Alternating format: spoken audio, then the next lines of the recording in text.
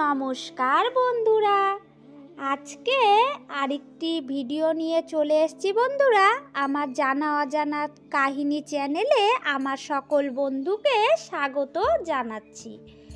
আপনারা কেমন আছেন বন্ধুরা? আশা করছি শ্রীহরির কৃপায় ভালো আছেন এবং সুস্থ আছেন। বিয়ের পর ঠিক কী কারণে শাঁকা পলা পরেন মহিলারা, কবে থেকে চলে আসছে এই রীতি, আজকে এই সম্বন্ধে আলোচনা করব। পুরো ভিডিওটি জুড়ে থাকার অনুরোধ জানাচ্ছি আমার সকল বন্ধুদের। পুরো ভিডিওটি দেখার পর যদি কোনো অংশ ভালো লাগে, প্লিজ আমার এই ছোট্ট চ্যানেলটিকে সাবস্ক্রাইব করে পাশে থাকা বেল বাটনটি অন করে রাখবেন। আমি যখনই ভিডিও আপলোড দেব আপনাদের কাছে খুব সহজেই পৌঁছে যাবে। আমি সনাতনী ধর্মের ধর্মীয় তথ্যগুলোকে আপনাদের সামনে তুলে ধরার চেষ্টা করি। চলুন বন্ধুরা, আজকের ভিডিওটি শোনা যাক। বিয়ের পর বাঙালি মহিলারা হাতে শাঁকা পলা পরেন, এই কথা সবাই জানি। কিন্তু স্বামীর মঙ্গল কামনার নামে শাঁকা পলা পরা উচিত নাকি অন্য কোনো কারণ আছে? ঠিক কী কারণ আছে না শাঁকা পরেন সেই মহিলারা জেনে নিন। বাঙালি হিন্দু বিবাহের কথা ভাবলেই শাঁকা পলা, কনের হাতের কথা ভেবে নেন অনেকেই। বিয়ের সময় সুন্দর দেখতে লাগে নববধূর হাত দুটো, সাদা লালের মেলবন্ধনে সুন্দর এক রূপ তৈরি হয়। যদিও প্রাচীন যুগ থেকে এই শাঁকা পলার পরা রীতি রয়েছে হিন্দু সধবা মহিলাদের মাধ্যমে, কিন্তু তৈরি হয় যদিও প্রাচীন যুগ থেকেই এই শাঁকা পলার পরা রীতি রয়েছে হিন্দু সধবা মহিলাদের মধ্যে, কিন্তু এখনও পর্যন্ত এই রীতি চলে আসছে। সাধারণত এর সঙ্গে নানা কুসংস্কার জুড়ে থাকলেও এখনও বিবাহের চিহ্ন হিসাবে বহন করে। মহিলারা আবার কখনো কখনো শুধুই ফ্যাশন স্টেটমেন্ট হিসেবে বেছে নেন শাঁকা পলা। কিন্তু কেন আসলে পরা হয় শাঁকা পলা? কিভাবে শুরু হয়েছিল এই রীতি তা কি জানেন? জেনে নিন সেই ইতিহাস। ব্রহ্ম বৈবর্ত পুরাণে এই শাঁকা ব্যবহারের উল্লেখ আছে। আসলে প্রায় 5000 বছর আগের থেকেই এই শাঁকার ব্যবহার শুরু হয়। সেই সময়ে নাকি শঙ্খাসুর নামে এক অসুরের তাণ্ডবে সবাই অতিষ্ঠ হয়ে উঠেন। সেই সময়ে দেবতারা শরণাপন্ন হন বিষ্ণু। তখন এই অসুরকে বধ করেন তিনি। শঙ্খাসুরের ধর্মপরায়ণ স্ত্রী তুলসী নারায়ণের কাছে স্বামীকে ফেরত পাওয়ার জন্য ধ্যান শুরু করেন।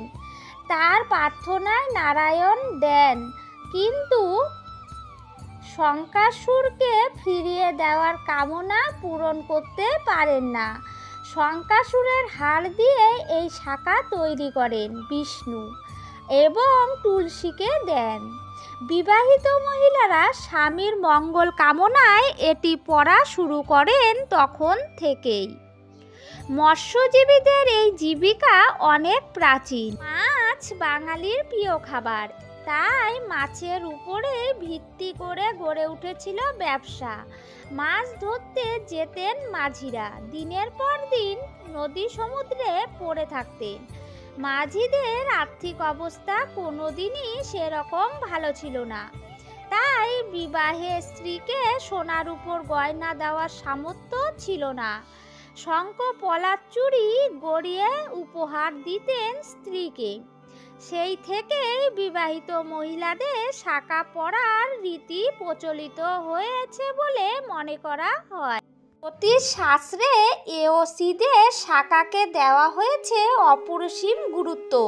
হাতের সাদা শাঁকা জোড়া সংসারের ওপর ঘনাতে থাকা বড় বিপদ। হিন্দু সধবারা যুগ যুগ ধরেই হাতে শাঁকা পলা লোহা পরেন আর সিঁথিতে রাঙান সিঁদুর। কিন্তু কেন এইগুলি এওসিরা ব্যবহার করেন তার পিছনে রয়েছে গাঢ় কারণ। সনাতন ধর্মে বিবাহিত নারীদের কখন থেকে শাঁখা প্রচলন হয়? পুরাণ কাহিনী অনুযায়ী দেবসভায় এক বিশেষ অনুষ্ঠানের আয়োজন হয়েছিল। এই অনুষ্ঠানে শিব ও পার্বতীর আমন্ত্রিত হন। শিব সন্ন্যাসবাসী, গাজার নেশার ভূত আত্মভোলা স্ত্রীকে অতিরিক্ত ধন সম্পদে ভরিয়ে দেওয়ার কথা কখনোই তার মনে হতো না। তাই অনুষ্ঠানে যাওয়ার মতো কোনো অলংকার আভূষণ তার ছিল না। পার্বতীর এই অবস্থায় আত্মভোলা মহেশ্বর পড়লেন মহা বিপদে। স্বর্গলোকের সকল দেবীর দেহে যেখানে অলংকারে ভরে থাকবে, তার স্ত্রীকে কি করে নিরাভরণ অবস্থায় নিয়ে যাবেন? বিব্রত শিব বিশ্বকর্মার কাছে সহায়তা চাইলেন, কিন্তু বিশ্বকর্মা শিবকে জানালেন যে পৃথিবীর সব রত্ন শেষ হয়েছে।